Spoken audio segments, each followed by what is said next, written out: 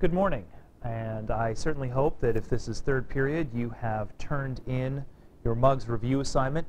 If you haven't done that, make sure to do that now, and of course I will receive those tomorrow and grade them, get you back some feedback on Thursday of this week. Also, just to keep you updated, don't forget that you should be continuing your banned book research if you were not able to finish all of that research in the Library Computer Lab on Friday. That rough draft will be coming up pretty soon, and then a final draft following that. If you want to look to the future about when those rough drafts and final drafts and the annotated bibliography will be due, then check the Moodle site because everything is updated a couple weeks in advance. But today, I want to talk about one portion of the banned book project, the report writing, the claim. We've found that claims are of central importance in a lot of the writing, and we've looked at different types of claims. I want to review some of those claims and then tell you what kind of claim you'll be writing for your banned book project. In order to get the most out of this lesson today, you'll probably want to have any of the research that you did for the banned book project out and available. If you had any notes, if you printed any website material, then that would be a good idea. If not, then of course at least get something ready to take some notes. There will be a writing activity at the end of this video as well, so prepare for that. Okay, we start by moving into different types of claims. Now you can review a claim. A claim is a single sentence expression of your main idea. It's the governing idea for an essay, for a paragraph, for a response to a prompt on an OGT, anything like that. What is your claim? Your one-sentence expression of an idea. And we started by talking about prompt response claims. I give you a prompt on a test, on an OGT, an overnight QAR writing, some sort of short writing assignment, and you respond to the prompt. This is a prompt response claim. And if you recall, prompt response claims act in a very specific way. If you want to write one, you follow this procedure. In one sentence, you restate the prompt and answer it. So, if you have an example like this, your prompt, explain how Bradbury creates tension in Fahrenheit 451. Your response, in Fahrenheit 451, Bradbury creates tension through the threat of war. This one sentence, right here, controls the entire paragraph, essay, whatever you intend to write. And it follows both steps. Restate the prompt. Yep, Fahrenheit 451, Bradbury creates tension. Answer the prompt. Include some sort of original idea. Through the threat of war. If you've included both, then you have a single sentence controlling idea that could be a topic sentence, thesis statement, what have you. But it's important, of course, that this be one sentence in length. Express your idea clearly in one sentence. If you can't do that, you're not expressing your idea clearly. We also looked at argument claims. These are the claims that you wrote for the Students' Debate project. And the argument claims also followed a very specific pattern. And if you wanted to write one, you followed these recommendations. Of course, once again, in one sentence, you follow these rules. Write an opinion. That means it is a should-based statement. Focus on a controversial idea. Write affirmatively. Do not include the word not. And try to appreciate the irony of that statement. Focus on an idea that is arguable and write specifically about your idea, especially when we're talking about some sort of responsible party. Who is it that is responsible for the action that you are suggesting happen? So these are the rules. You followed those 5 rules. You wrote a statement that might look something like this. The United States federal government should enact a complete ban on smoking. It's an opinion. We know that because of the word should. It's a controversial idea because some people want to ban smoking, other people think it's a bad idea, so they will take sides. It's written affirmatively. I do not see a not. It is focused on an idea that is arguable. You can do research on either side. And it's very specific. I know it's the U.S. federal government, and it's a complete ban on smoking. So I've followed all 5 recommendations. And I've constructed a prompt that will work for my debate, my research paper, argument, what have you. Once again, a single sentence expression of my entire idea. So you've had 2 of these, prompt response claims and argument claims. And if you want to write anything, you must construct this idea clearly. As you look at the big white void of space in a Microsoft Word document and wonder what you will write, it's very difficult to overcome that fear and that space if you do not have a single sentence idea. You have a single sentence claim idea, and the rest should be relatively simple. So remember, though, that you must tailor the claim to the type of writing that you're doing. You've responded to prompts, you've written arguments, but now you're writing a report, which means you need a very simple information claim. And today, now that you've reviewed the 2 types of claims we talked about in semester 1, I'd like you to focus on information claims, the new type of claim for this type of writing. So let's see what these are like. Information claims provide information only and answer 5 basic questions. So we're not arguing anything, and we're not necessarily responding to a prompt with some creative answer material. We are only reporting 5 basic questions. Who, what, when, where, why. Some of you will talk about how, but how can come in the details. In one sentence, we should be able to, and in most circumstances will be able to, answer these 5 questions.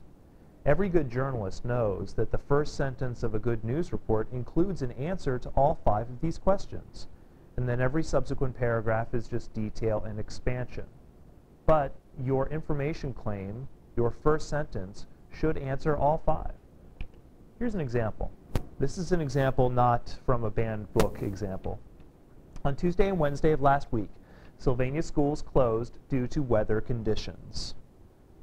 Well, that does answer, I believe, all of those questions, and here's what we've got. Let's see, who? Well, it's like Sylvania schools. What did they do? They closed. When? Tuesday and Wednesday of last week. Where? Well, it's implied that it's Sylvania. And why? Due to weather conditions. All 5 of those pieces of information are included in that one sentence. The sentence isn't obnoxiously or unnecessarily long. It's not confusing. It's written well, and it includes all 5 question answers. And then what you would do for the rest of this writing is add detail to it. So the rest of the report would talk about what closing meant for the students, what the weather conditions were like. You probably take a lot of time describing the weather conditions. You might explain a little, if the audience didn't know what Sylvania Schools was all about, how many students, what type of school district, then you might explain a little bit about Sylvania's schools and Sylvania itself. And of course, Tuesday and Wednesday of last week should not require added explanation. But you've got 5 answers here that require some added explanation and detail. And that would be your report. And that's basic journalistic writing, because journalists are reporters. And in your banned book project, you are a reporter. You are doing research to report on some events that happened, those events being book challenges and bans. Let's take a look at an information claim that would actually work in one of these papers. This one will be a little bit more complex, but it will be a banned book project information claim. In several school districts around the United States, parents have tried to remove Lois Lowry's The Giver from classes because they feel it psychologically harms children. So let's take a look at what we've got going on here. Who, what, when, where, why? I wish I were here with you in class today, because I could just see your hands go up to answer these questions, but unfortunately I'm not here, so I'll just answer them for you. Who? We have parents, looks like, right? So let's answer that. Parents, what did they do? Remove, or at least try to remove, the giver. And, oh, from classes. That's important. We want to tell where they are trying to remove it. They're not trying to remove it from bookstores. They're not trying to remove it from public libraries. They're trying to remove it from school classrooms. When was this? Well, hold on a second. I don't see that. That's unspecified. Let's deal with that in a moment. Where? School districts in U.S. Why? Psychologically harms children. So, there you go. Answers to all of your questions. This is what the parents are trying to do. This is where they're trying to do it. This is why they're trying to do it. Now let's address this unspecified. If you are dealing with multiple challenges, that means that you have a challenge in one state, another state, one school district, another school district, maybe even separated by time, then it would unnecessarily complicate the sentence to include all of those dates in it. So what you should do instead is just not specify the time. You will, of course, specify that time when you go into more detail throughout the writing. So if several school districts means that you have a couple different challenges from different places, then in the detail sections you can talk about each one. In fact, the Better Banned book reports that I will see will talk about multiple challenges and may not specify the time in the information claim. That's fine as long as there's a reason for it. If you are not specifying the time in detail, then you've got a problem. If you're not specifying the time in an information claim, then you are either doing so for a reason that I will see because you'll support it in the detail section, or you've just not found a specific challenge, and that's a problem.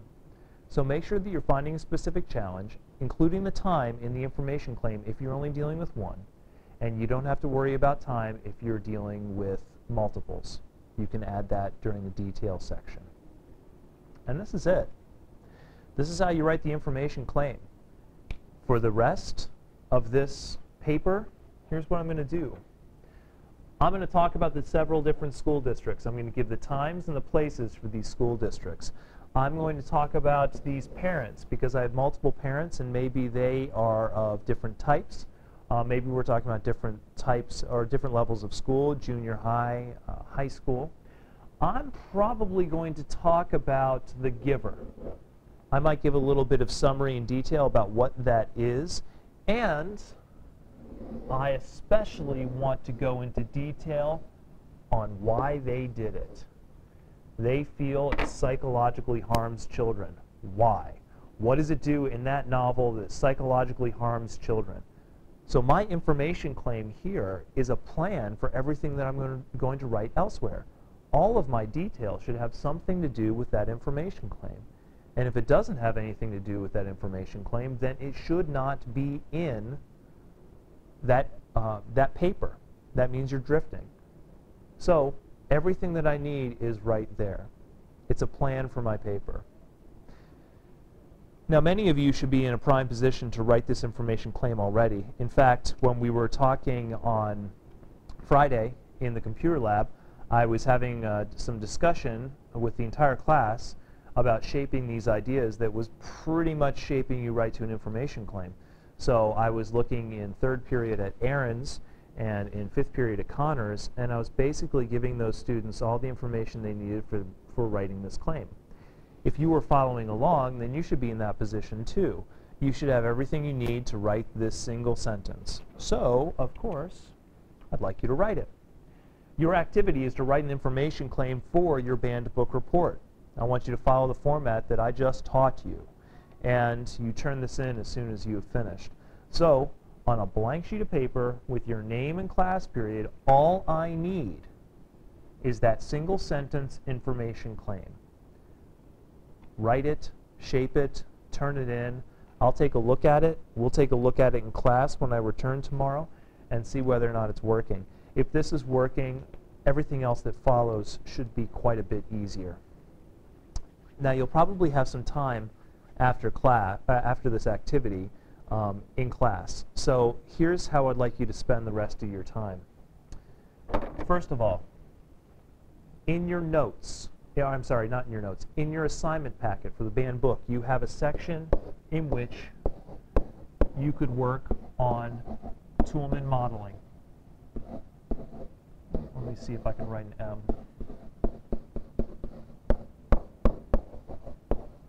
I provided examples of Toulmin models for the band book report in both third and fifth period on Friday. I'd like you to work on yours. Work on your Toulmin model. See if anybody else can help you out. See if you can fill out that space, because tomorrow in class, when I'm back, then I will help students Toulmin model their reports to understand the bands, the challenges. And if you've already done this before we get to class, then I can go through a number of student examples and provide a lot of specific help to a lot of people. So you can work on that Toulmin modeling if you would like to work on that.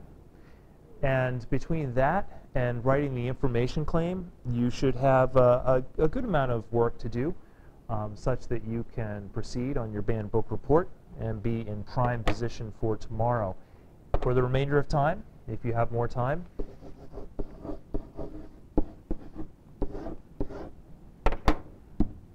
I want you to work. So don't just sit there and gab. Your substitute teacher today will make sure that you are actually doing some sort of work. If you have finished your Toulmin model and your information claim, you may work on something for another class, but I want you doing some work for the remainder of the class period. That's it. If you have questions about any of those topics, then please write them down, save them for me tomorrow, and I will answer them when I have returned.